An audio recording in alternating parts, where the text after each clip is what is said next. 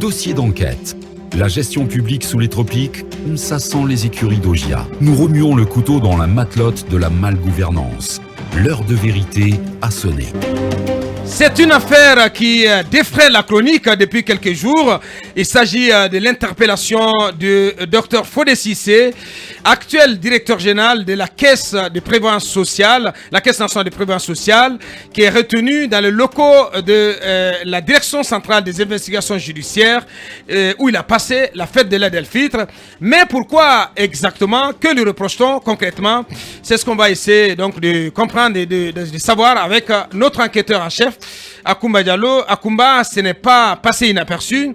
Le directeur de la Caisse nationale de prévoyance sociale, le docteur Fodé Cissé, a été convoqué à son tour devant la Direction nationale des investigations judiciaires de la gendarmerie en attendant de savoir s'il poursuivra son périple vers la CRIEF. Pouvez-vous nous dire qu'est-ce qui est reproché concrètement à ce haut commis de l'État? Oui, Aboubakar, si l'on s'en tient aux bribes d'informations qui nous parviennent de la gendarmerie nationale, plus précisément de la direction des investigations judiciaires, direction centrale des investigations judiciaires, M. Fodé Cissé est poursuivi pour 4 chefs d'accusation. Ces 4 chefs d'accusation sont en cours d'examen. Il s'agit premièrement d'un présumé détournement d'1,2 milliard de francs guinéens dans le cadre des paiements des cas de décès des pensions civiles. Et puis ensuite, il s'agit de l'achat d'un véhicule de marque Toyota Prado pour le compte de la direction générale de la caisse, et puis immatriculé au nom de l'établissement selon des sources très proches du directeur général mis en cause. Ouais. Et puis troisièmement, il s'agit du recrutement de 4 agents sans le consentement du conseil d'administration, semble-t-il. Ouais. Et enfin, il y a cette prétendue affaire de nomination arbitraire d'agents. Et la question que je m'en vais vous poser à la suite de ces déclarations, ces allégations reposent-elles sur des preuves solides selon vous? Concernant le 1,2 milliard de francs guinéens, ces fonds seraient issus de l'opération d'identification des cas de décès lors de paiement des pensions. Le gel de ces fonds, nous dit une source proche de la direction générale, a créé, si vous voulez, un mécontentement, un sevrage brusque et un mécontentement au niveau de ceux qui en bénéficiaient, surtout le directeur général adjoint qui est mis en cause par des sources proches du directeur général et sa compagnie, disons. Sinon, le montant serait disponible au Trésor, assure une source très proche du directeur général. Ouais. Ce qui rejette le camp du directeur général adjoint. Il s'agit de Mohamed Lamine Traoré, qui a passé plus de 3 ans à ce service, pour qui le directeur général serait plutôt coupable d'une fraude portant sur 1178 pensionnaires qu'il aurait camouflé sur le compte de Zérekoré, donc ouais, le compte de la région administrative des Zérekoré. On nous a expliqué comme quoi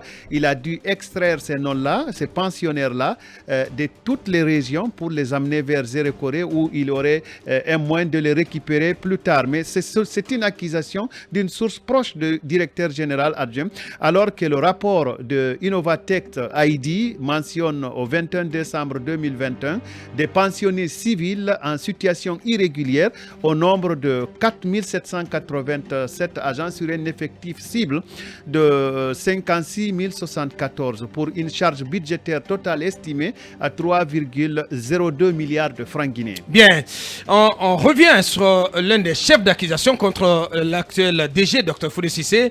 Il s'agit de l'achat de ce véhicule Toyota Prado. Qu'en est-il exactement à Akoumba? Pour le véhicule Toyota Prado, il s'agit d'un véhicule de service, insistons là-dessus, acheté par la direction générale, immatriculé EP au nom de la caisse, mais des sources proches du directeur général adjoint disent que ce véhicule a été acquis sans accord préalable du conseil d'administration. C'est que refuterait le CA. Oui, la présidente du conseil d'administration, convalescente bien sûr, donc cette présidente du conseil d'administration direction se serait offusquée à notre téléphone de ce qu'elle qualifie de mensonge, précisant au passage qu'une résolution du conseil d'administration dispose que la direction sortante garde les véhicules et que conséquemment la nouvelle direction est d'office autorisée par le conseil d'administration à acquérir de nouveaux équipements. C'est ce que nous dit cette présidente du conseil d'administration avec laquelle nous avons échangé longuement malgré sa convalescence. Bien. Et c'est une dame que nous connaissions avant. Bien. Et pour finir, Akoumba, avez-vous pu élucider quelque chose concernant les cas de recrutement fantaisiste portés à l'actif du DG? S'agissant des cadres recrutés, ce sont des cadres de la direction que la direction aurait mobilisés. Il s'agit des informaticiens, des spécialistes en base de données dans le cadre de la gestion électronique intégrée de la caisse. Vous comprendrez qu'il s'agit de rénovations. Ouais. Toutefois, des proches du directeur général adjoint qui, par ricochet, est le président de 518, il faudrait bien le noter, Traoré. dénonce des recrutements de complaisance et des marchés publics hors normes. Pour terminer, il faut noter que le directeur général a remplacé tous les cadres ayant été mis à la retraite. Cela aussi crée des frustrations dont la plupart étaient des protégés, dit-on, du directeur général adjoint. C'est ce qui aurait appelé la nomination, ce qui aurait été appelé nomination arbitraire dans le fameux rapport adressé à la gendarmerie, certainement par un des travailleurs de la caisse. Merci pour ce dossier, cette enquête, encore une fois, rondement menée. Et à ce qui semble, cabinet Mohamed Kaba, c'est une guerre des tranchées entre le DG et le DGA. Il se pourrait que M. Fodé Cissé, Dr Fodé Cissé, recouvre sa liberté aujourd'hui. Il se pourrait. Liberté provisoire. On nous a informé qu'il pourrait regagner la maison aujourd'hui. Très bien. Ouais, mais... Donc ça semble être en tout cas un combat entre les deux têtes fortes de l'institution, en l'occurrence le DG Fodé Cissé et le DGA Traoré, qui sont, il faut le rappeler aussi, tous d'anciens caciques ou des caciques du RPG. Oui, mais il faut d'abord... C'est le monsieur qui a dit ouvertement dès sa prise de fonction, c'est M. Cissé, qu'il est la porte d'entrée et la porte de sortie de la Caisse nationale de prévoyance sociale. Et il faut ce qu'il faut préciser, comme l'a dit Akoumba, selon les informations, il a fait recruter 9 personnes avec un contrat à durée indéterminée sans l'aval du pool financier, et ce qui n'était pas prévu dans le budget 2022. Et pour rappel, M. Cissé dirigeait une commission au chapiteau dès l'avènement du CNRD au pouvoir. Ouais. Il y a eu des c'est quelqu'un quand même qui est connu comme ouais, c'est quelqu'un qui est bien très introduit. Très proche du colonel président, du colonel Doumbouya. Oui, mais le colonel ne s'amuse pas avec lorsqu'on parle du détournement, détournement, il ne s'amuse pas du tout. Ouais. Donc lorsqu'il était même président d'une commission au chapiteau, il a eu ces mêmes problèmes. On était obligé de l'interpeller à l'époque, mais dans la plus grande discrétion. Ouais. Donc cette guerre de tranchées n'a pas lieu d'être. Traoré dont on parle, Traoré n'a pas été DAF. C'est le président des 518. Il n'a pas été DAF, il faut préciser, il n'a jamais été DAF ni ministre. Il a été attaché de cabinet et maintenant directeur général adjoint. Au-delà de tout ce qu'on peut le reprocher, c'est un cadre intègre. Il faut le préciser. Bien. Parce qu'aujourd'hui, on a l'impression de jeter en pâture les 518, pourtant qui font beaucoup d'efforts aujourd'hui dans l'administration guinéenne. Oui, je sais de quoi je parle. Bien, on n'a pas besoin de cette polémique-là, Mohamed. Et lorsque on reste sur le cas de la CNTS. Et lorsque vous allez voir le fichier des pensionnés de cette caisse de prévoyance sociale, tout porte à croire que ça sent mauvais de ce côté, qu'un nettoyage est plus que nécessaire. Bien, et quand on parle de nettoyage, ne cherchons pas ailleurs. L'argent peut monter tranquillement, Lamine Traoré, qui est un homme de Sérac qui s'y connaît. Non, moi je parle de ce que je vois. Allez-y. Ici connaît, il peut bien être directeur général. Merci. Parce que c'est pas la peine de fais pas la promotion d'un cadre ici, allez-y. Non, mais non. Allez-y. Attention. Bien. Lorsqu'un cadre est compétent et qu'il est dans l'ombre, il faut parler de cela. Très bien dit. Vous êtes là. De toute façon, le message est passé. Vous pouvez être ministre demain. Pourquoi pas? Pourquoi pas vous êtes dans ce studio? Bien. Il faut que non, acceptez que je dise cela. Il faudrait que le colonel revoie cela désormais. Des patrons de presse peuvent être ministres et sont ministrables. mais bon sang de Dieu. Bien. On va mettre Khalil au sein du gouvernement, Khalil Oularé. Non, on préfère Bokar Diallo comme ministre désormais. Et on espère qu'on sera écouté. Très bien. Non mais s'il te plaît, Mohamed, franchement, s'il te plaît. Aboubacar, non mais parce que j'ai pas envie de dire que ça m'intéresse pas, parce que c'est l'État, voilà. Mais tu sais, combien de fois il faut servir la République. On est sous des grands projets. Avant que cabinet ne prenne la parole, on doit noter on est sous des grands projets ici. Que le 31 janvier 31 janvier 2022, les deux ont failli en venir au coup de poing dans le bureau du directeur général. Donc, il y a un passif non verbalisé. Détail important. Ouais. Oui, cabinet, oui. Non, mais très rapidement. Récurremment, les managers au sein des ministères ou des directions publiques se font des guerres de tranchées. C'est récurrent. Je pense qu'il y a un travail à se faire. Il n'y a pas 2 jours, Awada me disait, parlant de films par exemple, que ce serait important que l'on initie des programmes de formation axés un peu sur le management de groupe. Et je pense que ça, c'est vraiment important au niveau public.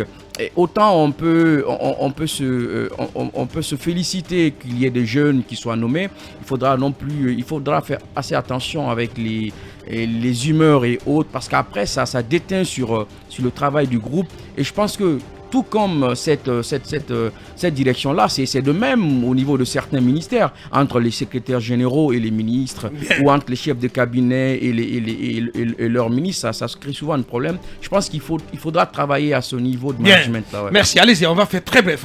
Du moment où on parle d'1 milliard, je pense que la CRIEF doit s'intéresser à l'histoire. Parce que ça parle d'1 milliard 200. On nous dit que quand on monte à 1 milliard, dans une question de présumé détournement. Ouais. Auparavant, moi j'avais entendu parler de 8 milliards.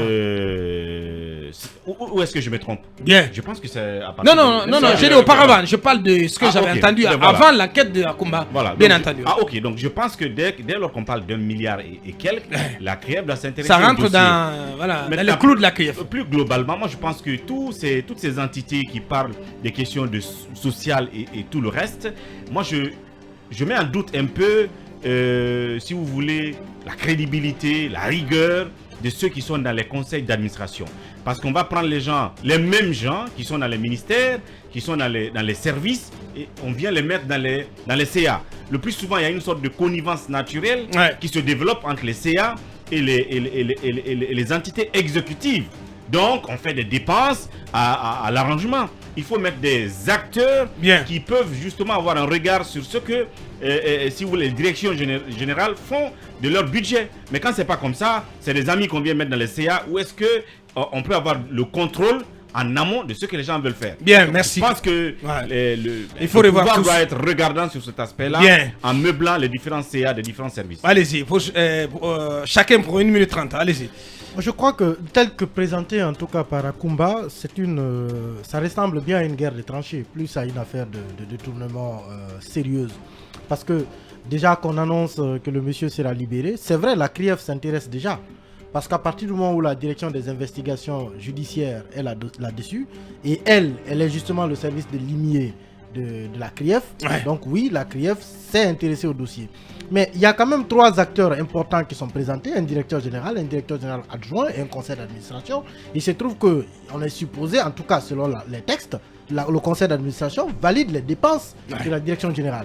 Si la présidente du conseil d'administration s'offusque même d'apprendre que le directeur général aurait acheté une voiture qui est de surcroît immatriculée au nom de l'établissement, je ne vois pas le détournement. Parce que si elle est immatriculée au nom de l'établissement, ça veut dire que ça appartient à l'établissement. Et si les textes prévoient justement que le nouveau directeur général qui entre en fonction doit acheter un véhicule, comme l'a dit la dame en tout cas dans l'enquête de la présidente du CA. Je ne vois pas du tout le scandale à mon avis. C'est tout, ça a tout l'air d'une cabale. Mais attention, le dossier peut être profond, Manu. Allez-y pour en terminer. C'est pourquoi j'ai dit tel que présenté par Akumba. C'est ce que je voulais dire. Oui, mais les faits présentés par Akumba ne sont pas aussi légers, ne sont pas légers. Attention. C'est loin d'être une cabale. Attention. C'est ce que je voulais dire. C'est assez sérieux. Et quand ça arrive quand même à quelqu'un qui était là dès les premières heures du coup d'État aux côtés du colonel, ça pose... Est-ce que Mohamed a rappelé que depuis qu'il gérait une commission au chapiteau, les mêmes des reproches similaires lui auraient été faits. Et surtout, quand on parle de Mohamed Lamine Traoré, ce jeune connaît très bien la boîte, il est là depuis, donc ce qu'il dit n'est pas à minimiser, c'est très important. Mais attention. Non, je sais de quoi je vous parle. Je ne dis pas que ce qu'il dit est bon. Ça peut avoir un parfum de cabale. Oui, non, je ne dis pas que ce qu'il dit... Et c'est ce que pense, si c'est vraiment ça, si c'est de la caisse, et il dit Mohamed Kaba, ton Traoré DGA de la CNPS va dégager cette direction. Si c'est ils partiront tous ensemble. Mohamed Kaba, ton Traoré ne peut pas former une phrase simple. C'est pas moi, c'est adresse. Abaka, vous terminez aujourd'hui. Abaka, ce qui se passe entre Traoré et M. Cissé, et ce qui se passe également entre Damaro et Lucien Camara. C'est-à-dire, aujourd'hui, ce sont les RPGistes qui sont en train de se bouffer au sommet de l'État. Ouais. Ce sont les RPGistes qui dénoncent les RPGistes, ils connaissent leur compte. Ceux qui sont proches du pouvoir sont en train d'enfoncer les autres. Donc, ceux qui sont dans la même association, dans le même serré, les mêmes sorciers se dénoncent. Oh là là. Ben nous on est là, on observe seulement. Bien, merci. Voilà, Ibrahima Soli Consouma tel qu'on l'aime. Et cet autre sujet que nous allons remettre pour demain, le projet relativement au projet de pénétrante au port autonome de Conakry, on parlera dans le numéro de demain jeudi en compagnie de notre ligne en chef Akumba Diallo. À présent, place à notre invité.